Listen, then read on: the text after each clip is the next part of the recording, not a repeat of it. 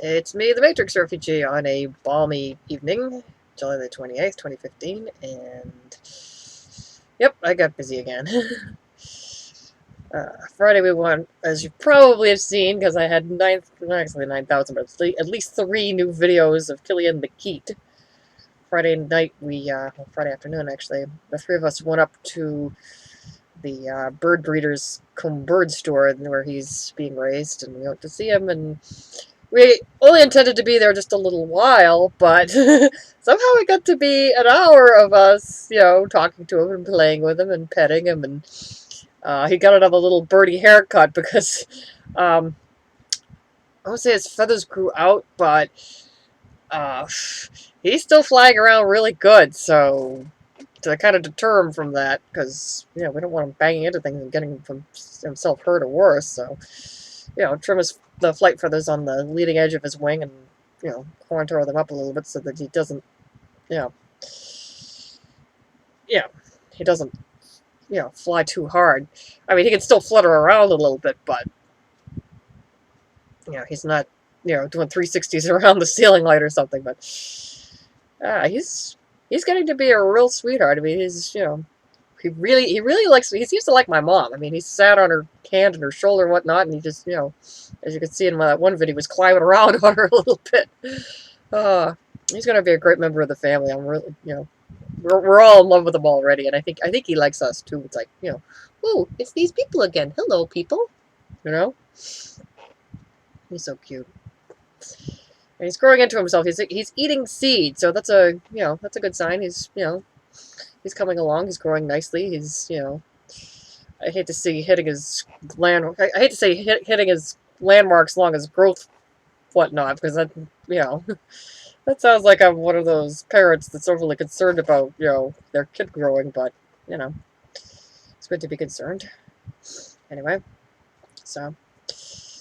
Whew, so that was Friday. Saturday I wound up working. Sunday was a quiet day, and I kind of needed a quiet day because it's been a little crazy. I've been out a lot, and it's kind of getting to me a little bit.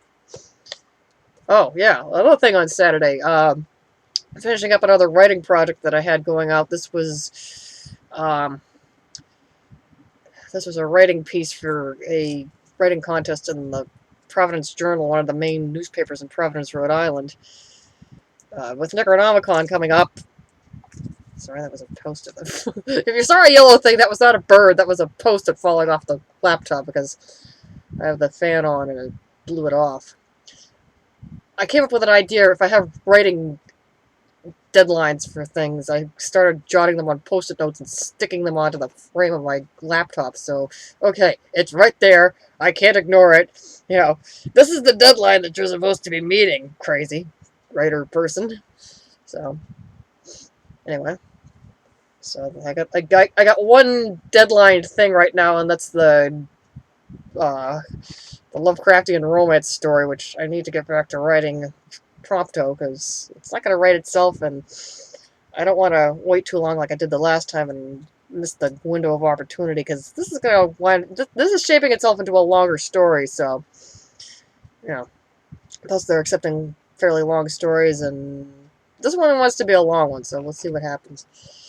Anyway, so I got that piece for the Providence Journal writing contest. I got that sent out and haven't heard back. Actually, I'm also waiting on the anthology in the UK, which was supposed to let people know after their deadline when they were, who they were, who got in and who didn't. So I'm a little bit, I don't exactly say on edge, but it's like, did you get, do you want my thing? Are you going to send me an email?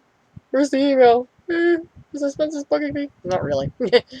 Not too bad. Just enough that, okay, every time the thing pings on my email for, on the Trillion thing widget, can't verb sentences tonight.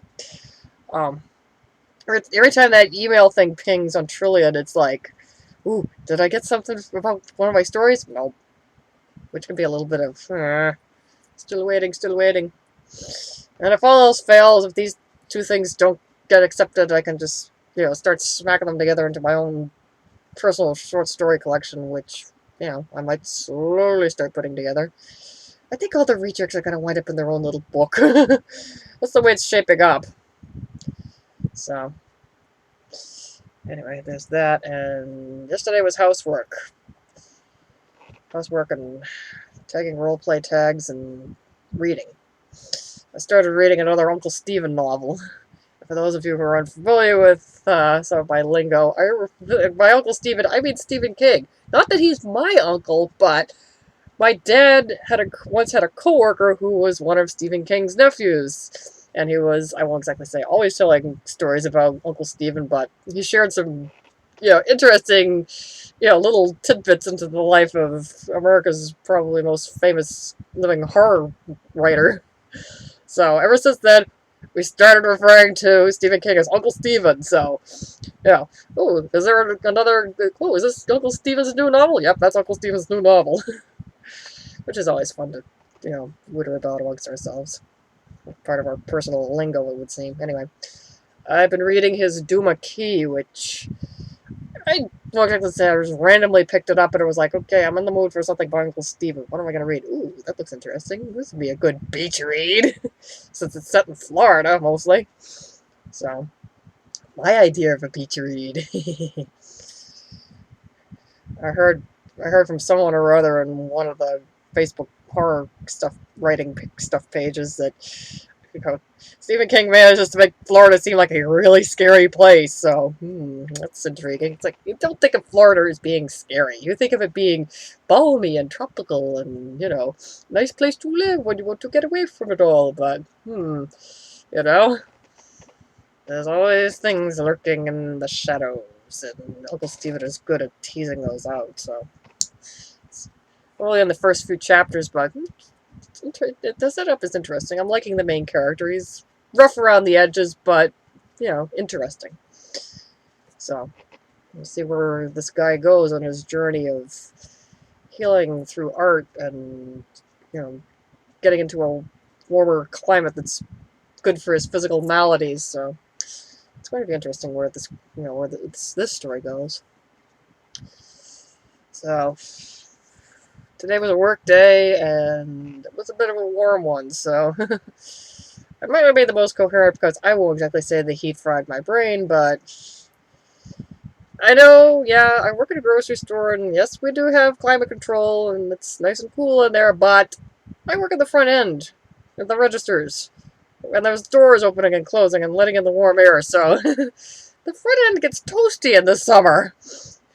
You have people saying, "Oh, you're good, you're nice, you're in the nice air conditioning." Not exactly. One half of me is comfortable, the other half of me is a little toasty because every time the door opens, the warm air comes in. Or you get people coming in from the back part of the store saying, "Why is it so warm up here? It's warm here. How can you stand that?" And I have to resist the urge to say, well, guess what? Every time that door opens, the hot air comes in and the cold air goes out. So if you don't want us air conditioning the outside and warming up the inside, don't come in my store. But you don't want to say that because that would be rude and not good for business. So I admit, I'm used to, the kind of blithering that people come out with. But there's always that little part of me, the contrary part, that wants to just say whatever comes into its, I don't exactly say its head, but its corner of my head, and just, say the thing. But nope, we're going to behave, we're going to be nice and polite and welcoming to our customers, and yeah, it's a tricky job when you have a snarky side, but I've managed it for almost 14 years. Yeah, it's going to be 14 years in a week or two, I believe. I did the math last year and realized, oh, my anniversary when I'm working, or not exactly anniversary, but just, if you count it up by calendar weeks and months and whatnot, last year I was up to 13 years. Although that was smack in the middle of, the whole, you didn't have to come in today, Renee. There's nothing for you to do because no one is in the store. For those of you that are unfamiliar with some of my history, and one of these days I should sit down and do a simple biography or autobiography or whatnot, or just, hit the highlights of my life and times. I work for a New England-based grocery store chain that hit you know, made it into the headlines last year because we had a very strange labor dispute going on. Uh, it's a family-run company, so there's family people at the top of the board of directors and whatnot, and there was squabbling going on. And the one guy who was the CEO, who was a really nice guy and just really good to his people, and looked at this not so much as a business, but as a way to help the community because we're providing a service for the people that live in this community. He got voted off the island by some idiots on the board of directors, and the whole bunch of us working for the company just went, "This is not right. You don't vote people off the island because you want to run this business like, I don't know, just some kind of gouge people with awful prices kind of place." So first it started with the warehouse guys walking off the job, and then the truck drivers walked off the job, and then the upper management guys that were just below the board of directors, they defended the actions of the truck drivers and warehouse guys that walked off the job, and then they got fired by the two pixies that the chief jerk on the board of directors had called in, and just one thing led to another. So things got really interesting when the customers started boycotting en masse, and it was like nobody was in the stores. I mean, the days that I went into work, it was like, where is everybody? So fortunately, by the end of the summer, this cleared up. The company got sold to the guy who really cared about it. We all went back to work, and the business has been booming ever since. So I suppose one of these days I should sit down and do my personal oral history, because right now there's a book about the whole Market Basket saga. I'll put a plug in for that because I just finished reading it, and I won't exactly say this was my big read of the summer, but it's definitely one of the top three.